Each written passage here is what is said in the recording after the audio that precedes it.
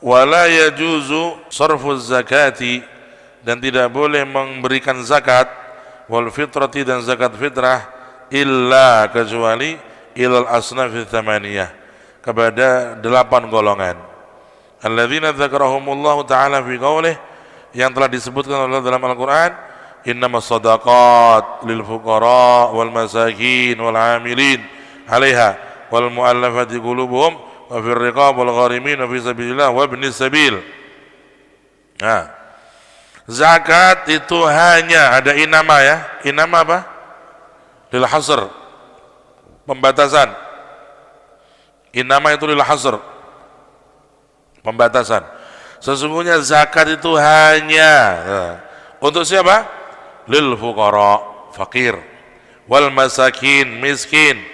Ada beda enggak tuh?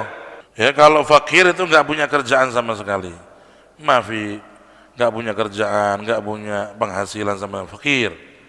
Miskin, indahu, ya ini kerjaan tapi enggak mencukupi kebutuhan. Ya, itu mungkin dia hasilnya hanya sehari hanya 20.000, butuhnya tiap hari 60.000, dia hanya dapat 20.000. Ada miskin. Nah, dua-duanya berhak menerima zakat, ya, fakir wal miskin wal amilin, ya, miskin wal amilin wal masakin wal amilin. Siapa amilin? Orang yang ditugas oleh khalifah mengurusi zakat, ya, ngambil zakat, ngumpulin zakat, ya, membagi, mengkoordinir dan sebagainya. Boleh mereka mengambil dari zakat, tapi dengan syarat mereka tidak terima gaji. Kalau mereka terima gaji dari pemerintah atau dari khalifah, maka dia tidak boleh mengambil dari zakat. Bisyarat, amil boleh mengambil bagian dari zakat dengan syarat apa? Dia tidak digaji. Kalau digaji nggak boleh ngambil, untuk double, oh enak gitu. Nggak boleh. Kalau sudah dapat gaji dari mana? Dari pemerintah, maka tidak boleh dia mengambil lagi dari uang zakat. Kemudian mu'allaf, orang yang baru masuk Islam, ya, masih lemah imannya, ya, dikasih zakat supaya dia semangat Islamnya, semakin semangat.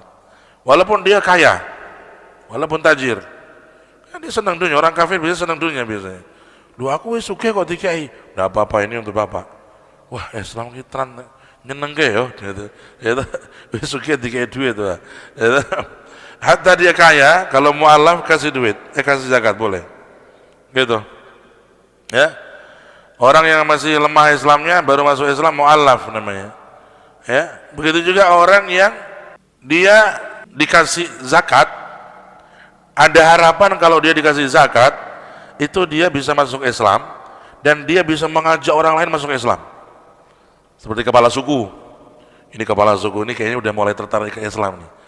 Ya, kalau kita kasih zakat, dia insya Allah masuk Islam. Dan kalau dia masuk Islam, karena kesukuan masih kuat, nanti sukunya apa? Masuk apa? Masuk Islam. Nah, boleh itu. Ya, kasih. Dia belum Islam loh tuh, tapi ada harapan kuat dia masuk Islam. Kasih zakat. Benar masuk Islam. Ketika dia masuk Islam, maka pengikutnya apa? Masuk Islam. Yadkhuluna al-Islam. Kata. Ya, itu termasuk mu'allaf. Mu'allaf qulubuhum. Wa fir riqab. Ya, termasuk yang boleh menerima zakat orang yang budak ingin membebaskan dirinya. Ingin membebaskan dirinya. Bagaimana ceritanya tuh? Ada orang budak, zaman dulu orang budak itu diperbudak itu karena peperangan. Ya, ada peperangan, yang kalah itu dijadikan tawanan. Setelah jadi tawanan, nanti sebagian dijadikan budak. Nah, hukumnya hukum budak. Nah, orang yang menjadi budak ini, dia bisa membebaskan dirinya dengan bayar. Wahai tuan, saya kan budak jenengan karena kalah perang, ya. Bolehkah saya membebaskan diri saya dengan bayar duit? Kamu harga berapa deh? Wah, karena itu yang ganteng itu ini, 2 miliar. Jadi ganteng kadang bawa celaka juga tuh. Tapi nek wong ki elek, ya toh, tuannya nggak begitu tertarik. Ente wajah jelek nggak menarik, badan ringkah, wes 2 juta wae lah.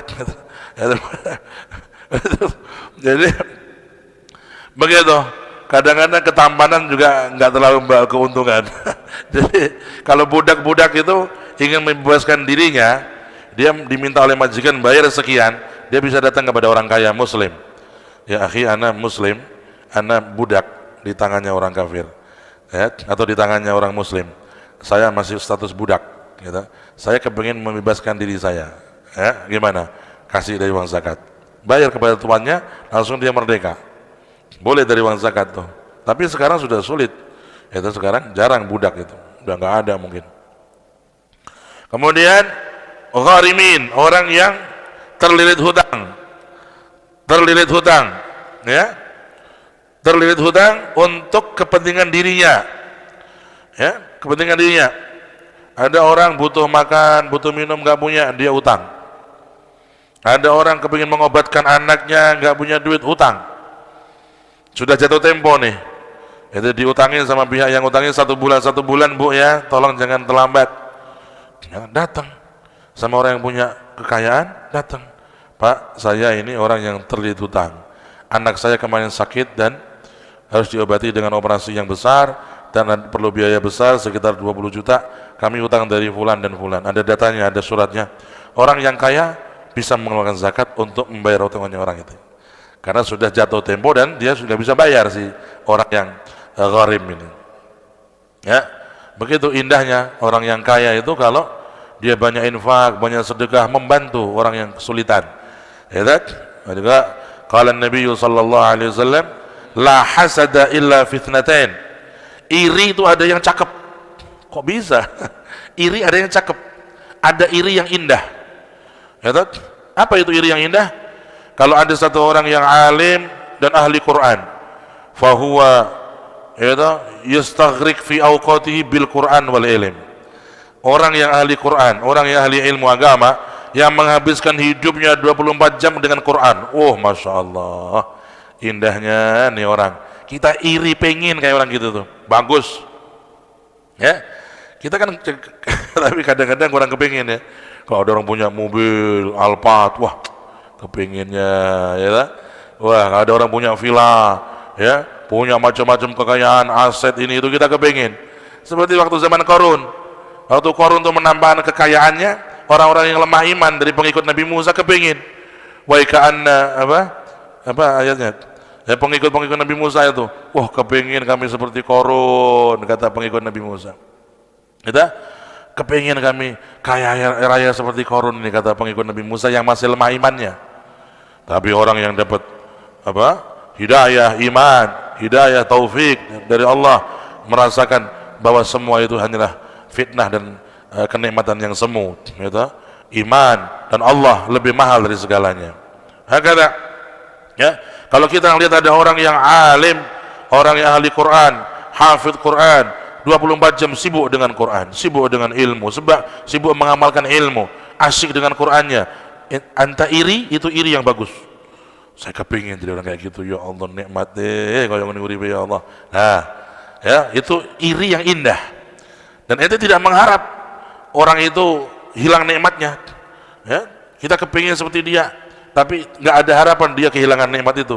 Itu namanya iri yang indah, namanya ghibtah, ghibtatun. Ya, yang kedua kata Nabi, iri yang indah itu apa? Idza utiya rajulun malan, ada orang dikasih Allah kaya raya, duitnya miliaran, puluhan miliar, ratusan miliar, dia tiap hari sibuk menghabiskan duitnya untuk sedekah. Masya Allah, ya salam. Ini kita iri, kepingin seperti kayak orang gitu tuh. Itu orang duitnya 1 bulan, income-nya 2 miliar, dihabisin dalam infak. Itu tiap 2 bulan dapat income 2 miliar, dia sedekah 1 miliar. Kull syahr. Ya, kull syahr.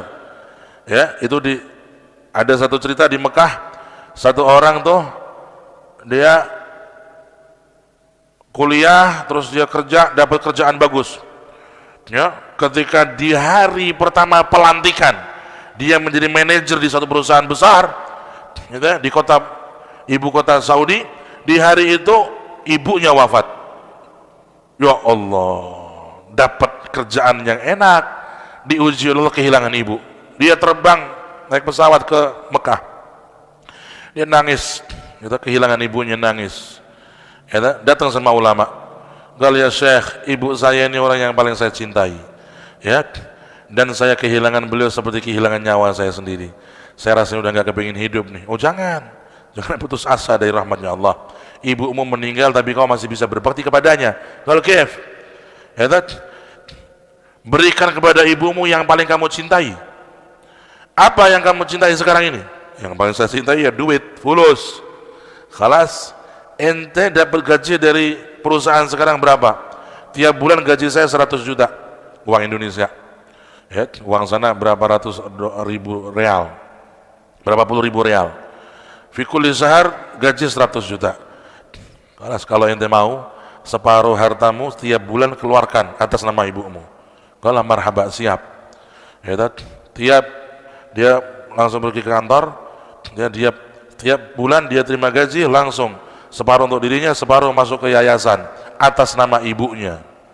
Itu orang indah, masya Allah, begitu. Ya, orang yang punya harta dan hobi sedekah itu, kalau kita iri, itu iri yang bagus itu. Ya Allah, kepingin kita seperti itu. Doa sama Allah, saya kepingin orang kaya yang banyak sedekah ya Rab, yang banyak infak ya Rab.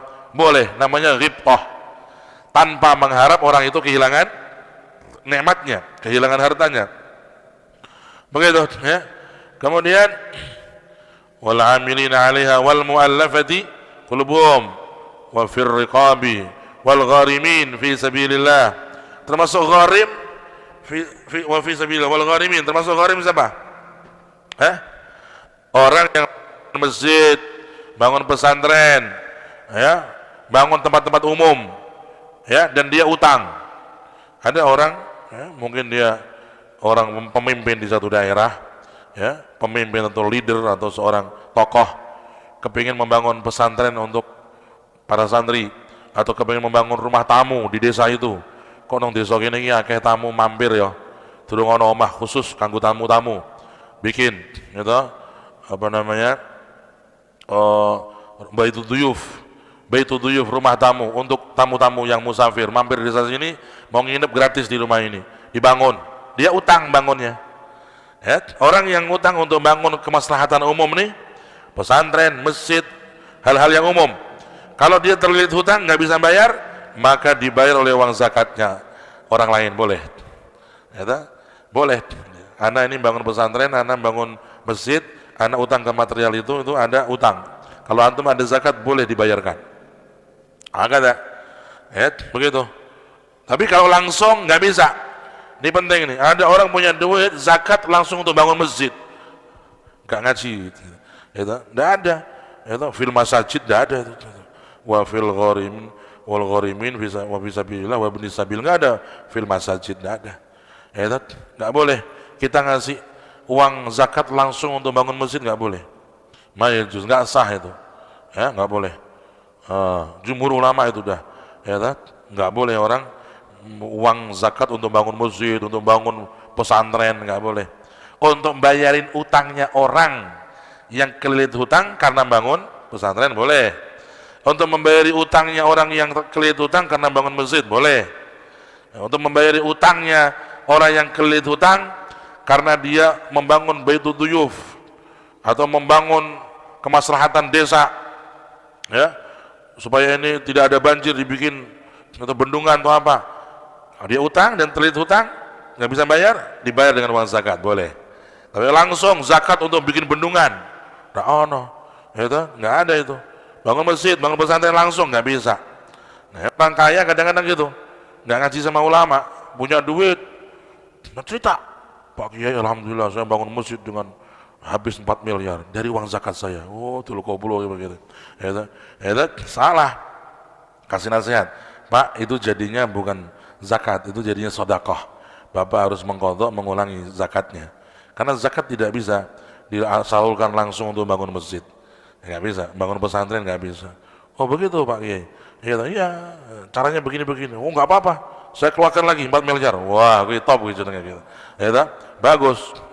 Jadi kalau orang mengeluarkan zakat ternyata salah cara, salah segmen, maka zakatnya diulangi. Ya, wa fi sabilillah, termasuk orang yang boleh menerima zakat orang yang perang jihad fi sabilillah. Ya, orang yang berangkat perang untuk membela agama Allah. Ya, di sini kayak nggak ada Indonesia itu, di Palestina sana mungkin yang garda terdepan ngelawan Yahudi. Nah, itu mungkin ya, orang-orang yang memperjuangkan ya, Masjidil Aqsa tidak sampai dirampas oleh tangan-tangan Yahudi dan Nasrani. Naam. Oh, wa fi sabilillah. Kemudian wa fi sabilillah ini apakah masuk santri? Santri boleh nggak terima zakat? Ya, kata ulama fi sabilillah ini jihad ini. Sebenarnya santri itu bukan fi sabilillah. Ya, dia tidak bisa menerima zakat karena status fi sabilillahnya karena ngaji enggak. Dia menerima zakat karena statusnya sebagai al-faqir. Karena dia sibuk ngaji, sibuk dia fokus ngapalin Quran, dia mestinya kalau kerja bisa. Tapi karena dia punya niat untuk menghafal Quran, niat untuk ngaji agama, mau jadi ustadz, mau jadi kiai, dia sibuk ngaji, nggak ada waktu untuk kerja, maka dia boleh menerima zakat. Ya, talib ilm, santri yang serius ngajinya, yang benar-benar ngajinya, boleh menerima zakat, boleh. Ya, karena dia membutuhkan, gitu, membutuhkan pendanaan. Ya, termasuk pendanaan yang paling penting itu adalah pendanaan untuk ngaji, untuk kita cari ilmu. Apalagi kalau yang berbakat untuk jadi kiai, jadi ustadz, ya, punya kemampuan dan dia kecerdasannya ada dan semangatnya tinggi, ya, ada. Boleh itu terima zakat, ya, dan boleh untuk diberikan zakat kepada mereka. Ya, seperti santri-santri sekarang yang mungkin ngaji di Mekah atau di Hadramut. Kalau kita tahu mereka orang yang butuh, ya sampaikan kepada orang yang punya duit. So, ini ada santri di Hadramut, ada santri di Hadramut atau di Mekah atau di Madinah atau di Mesir. Dia ini cerdas, saya tahu dia cerdas dan semangat. Di kampungnya dia diharapkan nanti kalau pulang jadi kiai itu. Ya, sampaikan kepada orang-orang kaya. Jangan kalau membantu dengan uang zakat boleh kirim. Ini rekeningnya beliau. Boleh. Itu zakat kepada santri-santri yang ada harapan di masa depan. Itu, santri sing turu terus ya, kon mlebu nang, wih sendang ngarep lho. Ben tangi. Nah, wa fi sabilillahi wa ibn sabil, termasuk yang boleh terima zakat ibnu sabil. Tahu ibnu sabil? Orang yang musafir kehabisan sangu. Musafir apa? Kehabisan sangu, boleh terima zakat. Ya, terima zakat enak. Ya, kalau kita tuh di negara yang di situ banyak orang kaya yang sadar tentang pentingnya zakat itu enak. Ya, dulu Abah pulang pakai uang zakat tuh. Waktu ngaji di Madinah nggak punya fulus mau pulang. Ya, itu Allah mentakdir mau pulang, ya Allah butuh duit nih, ya 5.000 real, minta izin sama Habib Zain, ngasih izin. Yang butuh uang untuk apa-apa boleh sambil kerja, Masya Allah dapat izin sambil kerja, kita gaid jamaah umroh, dapat fulus, ya udah dapat fulus, ya Allah buat pulang nih, sebagian buat sangu, ngasih oleh-oleh orang tua. Itu Allah mentakdir sebelum pulang masuk ke wartel. Zaman dulu belum ada HP, masuk wartel, warung telepon tuh, telepon kepada Abah, Bah insya Allah tanggal sekian mau pulang, ya, ngasih kabar, habis telepon dompet ketinggalan di wartel, keluar baru 3 menit mungkin, ya Allah dompet ketinggalan, lari ke wartel, udah hilang duitnya, ya Allah gak sudah mulai gak jadi pulang nih. Subhanallah. Kita ujian orang cari ilmu, emang nggak boleh cinta dunia, nggak boleh kita itu mengandalkan duit tuh, ya kan? Mungkin bentuk sayangnya Allah kalau kita itu bersandar kepada dunia bisa celaka kita, ya kan? Udah nggak punya fulus, sudah pasrah deh, ya kan? Hilang. Tanya sama yang jaga wartel, antum nggak lihat tadi ada dompet? Nggak ada bukti, menuduh siapa ente? Dompetnya hilang, duitnya hilang, kelas, ya kan? Jalan, ya kan? Yes, linglung gitu, itu kayak semula lagi. Subhanallah, itu mobilnya Habib Zain lewat dari Masjid Madinah, beliau pulang dari Masjid Nabawi. Abah lihat, mobilnya Habib. Kira-kira jarak 100 meter berhenti itu mobil, berhenti. Santri turun, dipanggil sama Habib ente katanya. Ya Allah, itu dipanggil Habib Zain tuh rasa sedih hilang itu. Yang namanya kehilangan duit nggak terasa. Dipanggil sama Habib, suruh masuk mobil. Akhirnya kita masuk mobilnya Habib Zain. Ya Allah, nikmat dipanggil guru di satu mobil, nikmat. Itu luar biasa, nggak bisa dikiaskan dengan apapun. Habib tanya, jadi pulang? Insya Allah Habib, jadi pulang insya Allah. Barakatukum, berkahnya antum. Khair insya Allah. Kalau sudah ditakdirkan, insya Allah gampang. Nanti siang ke rumah, masuk ke rumah.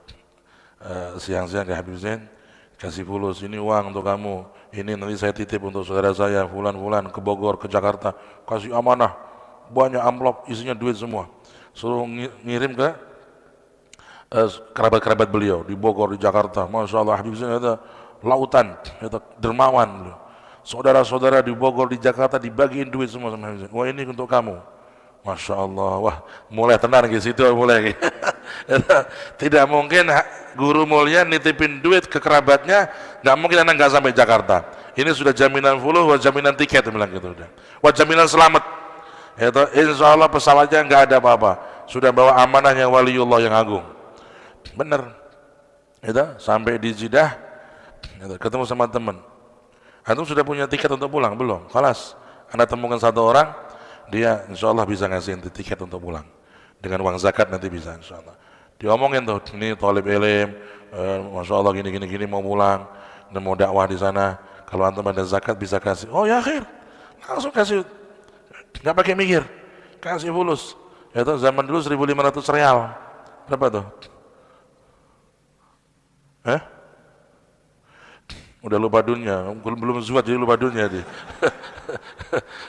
Jadi begitu, alhasil dikasih duit langsung sama orang tadi, ini untuk tiket dah. Jadi kita boleh kalau Ibnu Sabil nggak punya biaya pulang, kita bisa ngambil zakat. Ya, begitu. Ya, namanya Ibnu Sabil. Ya, Ibnu Sabil. Ya, orang yang kehabisan apa? Sangu ketika apa? Ketika musafir, boleh untuk dia meminta dari uang zakat. Nah.